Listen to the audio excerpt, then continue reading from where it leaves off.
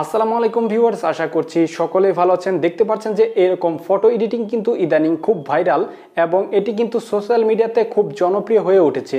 চাইলে আপনারা এরকম ফটো এডিটিং করতে পারবেন। তো চলুন বন্ধুরা, কিভাবে করবেন সেটি দেখাচ্ছি। তো এর জন্য আপনারা সর্বপ্রথম চলে যাবেন আপনারা গুগলে যাওয়ার পরে জাস্ট গুগল থেকে আপনারা 20 ফটো লিখে সার্চ দিবেন। সার্চ দিলে দেখতে পারবেন যে অনেকগুলো ছবি চলে আসবে। এখান থেকে ছবি আপনারা কালেকশন করে নেবেন। তো আমি একটি ছবি নিচ্ছি। দেখতে পাচ্ছেন যে বিচের এই ছবিটি নিচ্ছি, অর্থাৎ বালুর মধ্যে ছবিটি লাগবে, সেহেতু ব্যাকগ্রাউন্ডে আমার এই ছবিটি লাগবে। তো আপনারা এখান থেকে বিভিন্ন ছবি রয়েছে সেটি কিন্তু এখান থেকে নিতে পারবেন। তো জাস্ট এখানে আমি এই ছবিটি এখান থেকে আমি ডাউনলোড করব। তো আপনারা ডাউনলোড করে নেবেন আপনাদের পছন্দ মতো ছবি, অর্থাৎ আপনার যে ব্যাকগ্রাউন্ডে যে ছবিটি থাকবে বালুর, সেই ছবিটি এখান থেকে ডাউনলোড করে নেবেন। তো জাস্ট আমি ডাউনলোড করে নিলাম। ডাউনলোড করার পর জাস্ট এখান থেকে আপনারা কেটে দেবেন। কেটে দেওয়ার পর জাস্ট আপনারা গুগলের প্লে স্টোর থেকে পিক্সল্যাব যে অ্যাপসটি রয়েছে সেই অ্যাপসটি আপনারা নামিয়ে নেবেন। তো গুগলের প্লে স্টোরে আসার পরে এখানে সার্চ বারে সার্চ দিলেই পিক্সল্যাব পেয়ে যাবেন। পিক্সল্যাবটি আপনারা ইনস্টল করে ওপেন দিবেন। ওপেন দেওয়ার পরে ঠিক এরকম একটি ইন্টারফেস চলে আসবে। এখান থেকে জাস্ট আপনারা কি করবেন, এখানে দেখতে পাচ্ছেন যে ডান কোনায় রয়েছে 3 লাইন্স। এই 3 লাইন্স আপনারা ক্লিক করবেন। 3 লাইন্সে ক্লিক করে জাস্ট এখানে প্রথমে দেখতে পাচ্ছেন যে use image from gallery, just এখানে ক্লিক করবেন।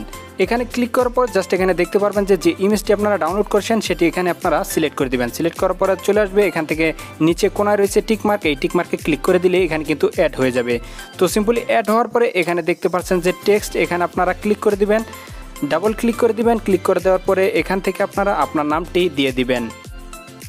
নামটি দেওয়ার পর জাস্ট ওকেতে ক্লিক করে দিবেন। ওকেতে ক্লিক করে দেওয়ার পরে এখানে একটু বড় করে নেবেন। বড় করে নেওয়ার পরে জাস্ট এখান থেকে আপনারা নিচে দেখতে পাচ্ছেন যে অনেকগুলো অপশন রয়েছে। এখান থেকে আপনারা বাম দিকে সোয়াইপ করে দিবেন। সোয়াইপ করে দেওয়ার পর জাস্ট এখানে দেখতে পাচ্ছেন যে ফন্ট, এই ফন্টে আপনারা ক্লিক করবেন।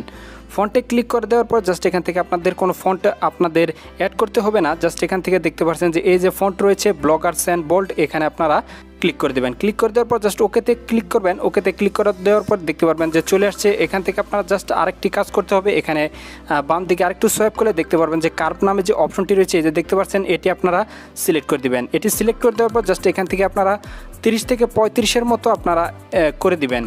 করে দেওয়ার পর জাস্ট এখানে টিকমার্ক দিয়ে দিবেন। টিকমার্ক দেওয়ার পরে এখানে আপনারা একটু সিস্টেম অনুযায়ী আপনারা বসিয়ে দিবেন। বসিয়ে দেওয়ার পর জাস্ট এখান থেকে আরেকটি কাজ রয়েছে, সেটি হচ্ছে যে এখানে দেখতে পাচ্ছেন যে ডান কোনায় রয়েছে এই যে অপশনটি, এই অপশন আপনারা ক্লিক করবেন। ক্লিক করার পর জাস্ট এখান থেকে আপনারা ব্রাইটনেসটি, লেখা যে ব্রাইটনেসটি রয়েছে সেটি একটু কমিয়ে দিবেন।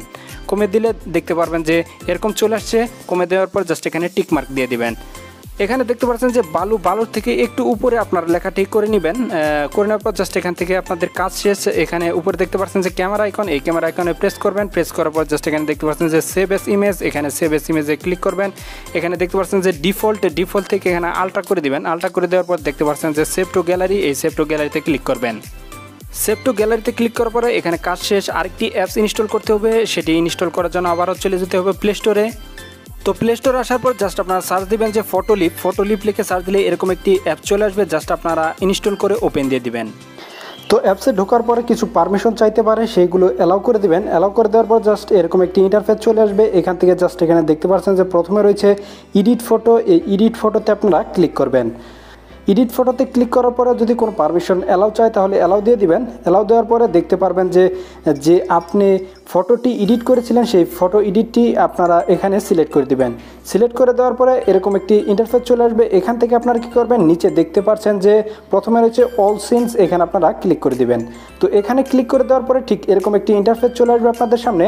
তো এখান থেকে দেখতে পাচ্ছেন যে বেশ কিছু ইফেক্ট রয়েছে। এখান থেকে আপনারা জাস্ট বাম দিকে সোয়াইপ করে দিবেন।